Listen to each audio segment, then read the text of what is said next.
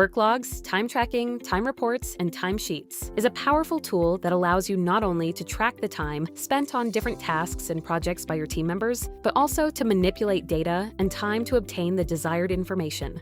To adjust the time period shown in your Worklogs report, use the date range selector at the top of the page.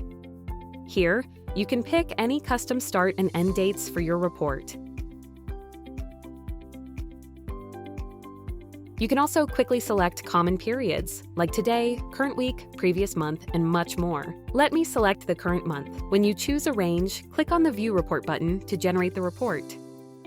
For your convenience, you can use the back and forward buttons to jump between time periods. Given that the current month is selected, clicking the back button navigates to the previous month. Worklogs lets you choose between different time periods, depending on your needs. The default grouping period is set to display each day separately. This allows you to see how time is logged in work items each day. You can also group time by week, month, or year. For example, to see time logged over the last 3 months without daily tracking, set the period grouping to month.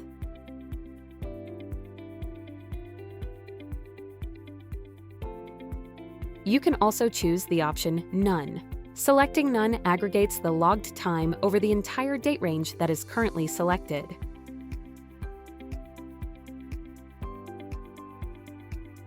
Worklogs provide you with an easy way to change the time unit used to present the data. Under the Options button, you will find time units such as Jira Default, hours and minutes, hours, days, weeks, and months. Let me switch to Jira Default.